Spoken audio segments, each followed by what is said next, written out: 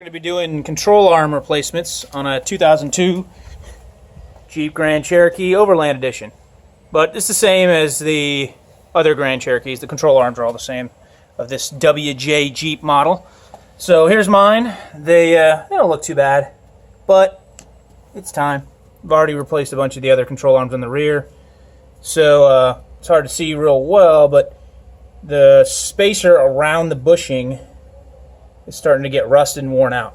So it's only a few bumps away from that rusted piece of metal around the bushing wearing out, and then I'll be wobbly as hell. And I don't really want to have depth wobble any more than I have to. So upper and lower control arms is what they're called. And there's your upper, and it's kind of inside a little bit too. And then here's the lower. Lower looks to be easier to get to. Probably be similar to replace as the rear was. And the upper inner does look to be more difficult to get to. I can't even see the back bolt. So check it out. My new lower control arm, and they work for both sides. You just flip them around depending on which side they're going to go. Here's the part number. Again, this is for a WJ Jeep. Mine's a 2002. Here's the upper. We're going to do those second. They're a little more difficult to get up into. And there's the part number for that. Okay, looking at the back of the lower control arm, you can see there's this strange bolt with a tab on it. That's probably for the factory to get easily installed. But we're going to go ahead and use a regular socket. And we have this breaker bar with a 21-inch or 21-millimeter socket on it, and that'll go on here and hold that still while we crank on it. And the same with the front, 21-millimeter front and back. So just don't expect that tab to hold on to anything. I think it's probably going to hit this metal up here, but we're not going to mess with it because it'll probably just so old it'll probably bend out of the way. Just again, as a reminder, always do one control arm at a time.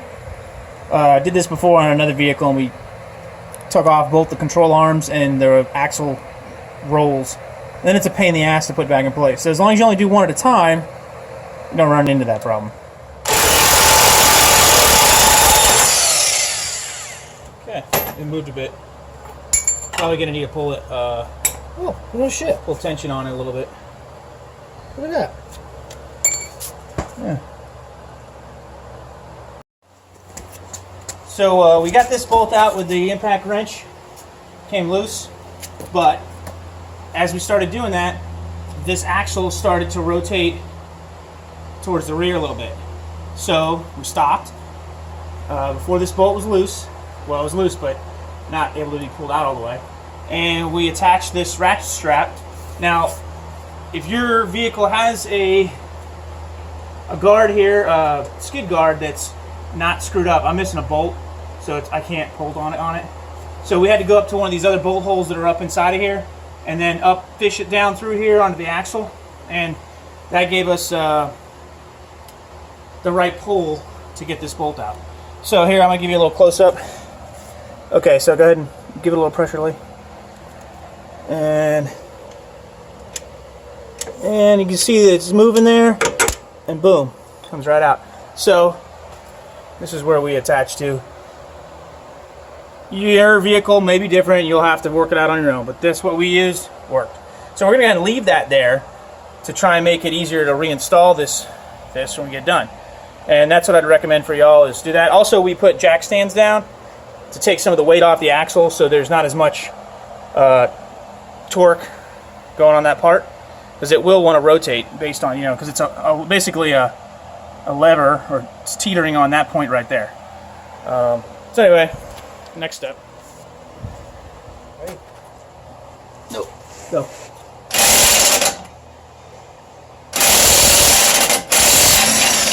Jump around on there.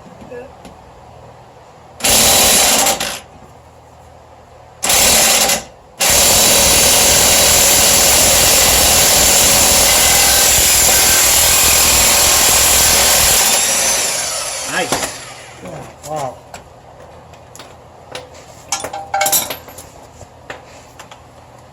You push that bolt out? Yeah, give me a second.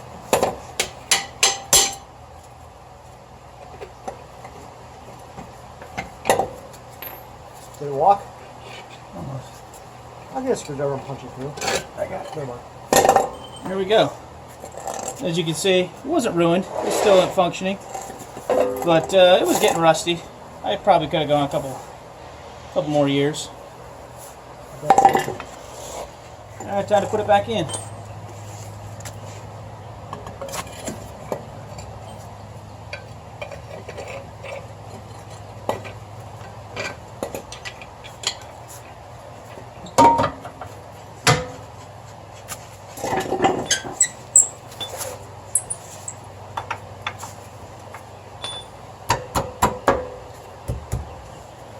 And the ground holds the lever. I don't have to. You want me to tighten this thing up all the way right now, or you want me to just... No, just get it on there, you know, most of the way down. We'll tighten it up with the torque wrench.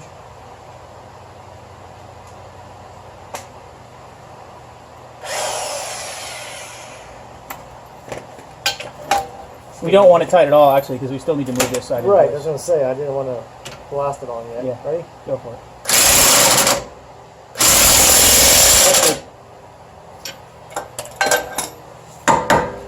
Can you pull it back on the rack a little bit? Yeah.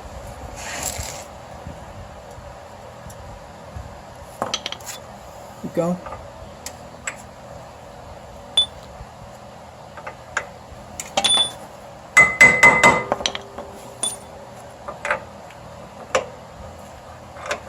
A little bit more. Oh, right there.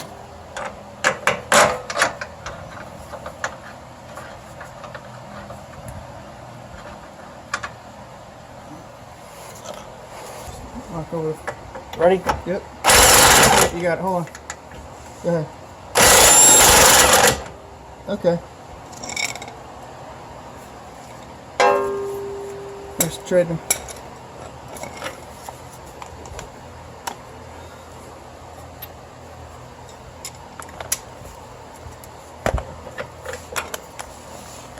I'm not a fan of that pen. Go ahead. You can tighten it all the way down. Done.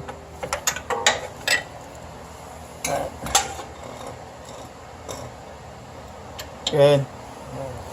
Oh no, we gotta switch. Yeah, I'm like, well. Yeah.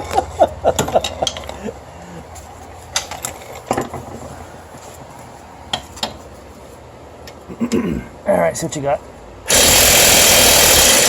Let's see, we'll torque it down the rest of the way. The axle is 85 pounds, and the frame is 135. So those are your torque settings. Thanks for watching. This was part 1 of the 4-part series for replacing the front control arms of a WJ Jeep. We've just completed the front passenger lower control arm. In part 2, we're going to be covering replacing the passenger side upper control arm.